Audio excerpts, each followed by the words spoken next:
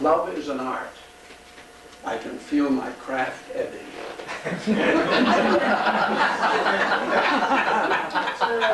Well, you know, you are a very unusual audience. She laughed at that. Most of the time, the audience doesn't laugh. But there was one occasion when I told that joke, and a young woman in the audience just absolutely exploded with laughter.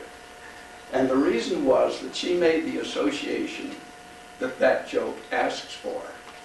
You have to associate it with a German 19th century psychologist who wrote a book called Psychopathia Sexualis. And his name was Richard von Krafft-Ebing. And the reason that she laughed so uproariously was she was the only one in that group that made that association. And so she felt very smart about herself, and she felt very self-satisfied. And that self-satisfaction burst forth in a howl of laughter. There's a second way of introducing a feeling of self-satisfaction in an audience, and that is to make the audience feel superior to somebody else. One of the ways that you get to feel superior is that you win a contest or a confrontation. In fact, there's one theorist who believes that all of laughter began with the roar of triumph that one of our caveman ancestors uttered as he put his foot on the breast of a fallen foe. And all laughter, according to this theorist, stems from that kind of feeling. Now, most of us these days don't indulge in physical combat, but we do take part in a duel of wits. And when we win, we feel very superior and very self-satisfied, and we laugh. For example, there was a young man who was going down the road, and he came up to an old lady who was going the opposite direction. And very insolently he said to her, "Good morning, mother of asses." And she replied to him very sweetly, "Good morning, my son." You can be sure that she was the one who went down the road laughing.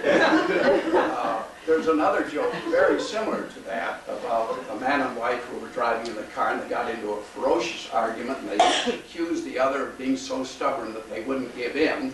And it happened that they went by a field in which some mules were grazing. And the husband turned to the wife and said, "Relatives of yours?" And the wife said, "Yes, by marriage."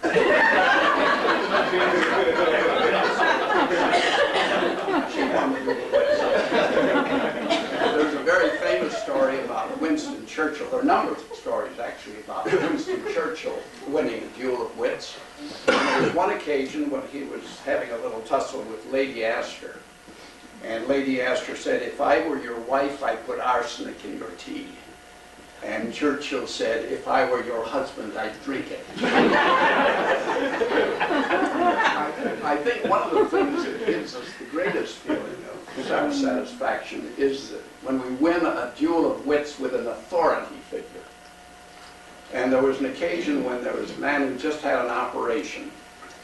And the doctor said, "Now come on, I think it's time for you to go back to work. There's no reason in the world why you shouldn't go back to work." And the man said, "Well, I don't feel quite ready yet to go back to work." And the surgeon said, "Nonsense. I had the same kind of operation that you had, and I was back at work in 2 days." And the patient said, "Yes, but you had a different surgeon." There's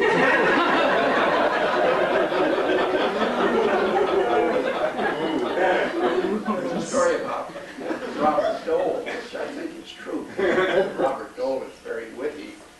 He won a duel of wits not in an oral confrontation, but by letter. There was a picture of him in a newspaper which showed him helping Elizabeth, his wife, make the bed. And one of his constituents wrote into him and chastised him for doing women's work. So Dole wrote back to constituents and said, "Well, Elizabeth decided she'd help me because a picture was being taken."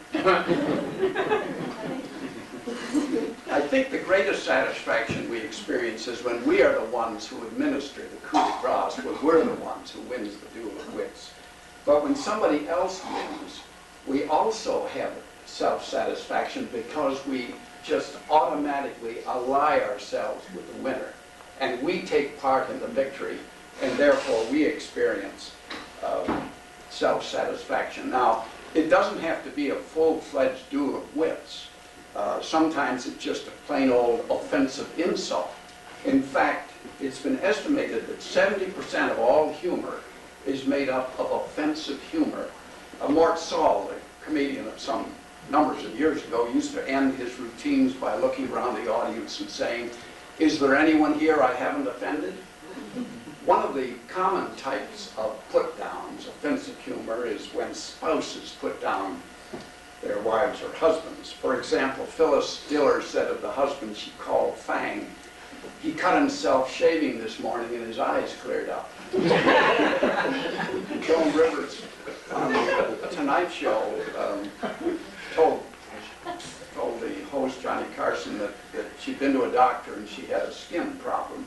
And the doctor had told her that the only way that you can cure that is to have sex 300 times a year. So she came home and told her husband, and he said, "Put me down for 2."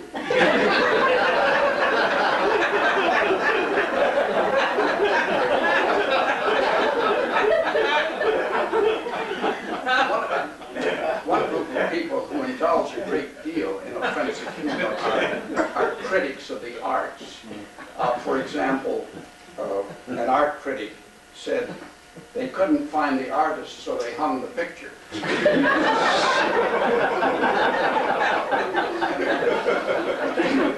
There's one, some many years ago, Percy Hammond, who was a theater critic for one of the New York newspapers in the 1920s, and he wrote a scathing review of a musical production, and he ended it with this line, "Thus far I have knocked everything except the chorus girl's knees, and nature anticipated me."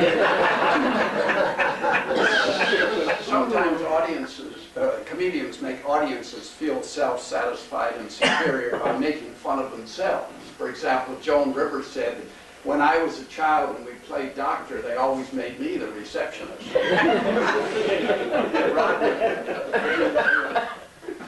Rodney Dangerfield said, "If it weren't for pickpockets, I wouldn't have any sex life at all."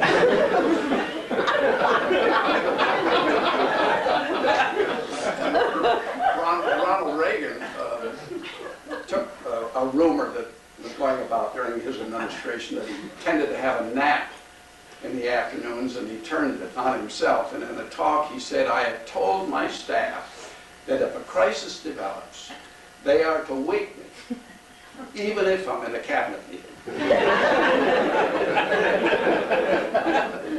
A third way in which we create self-satisfaction is to break a taboo. We feel good sometimes when we defy a convention.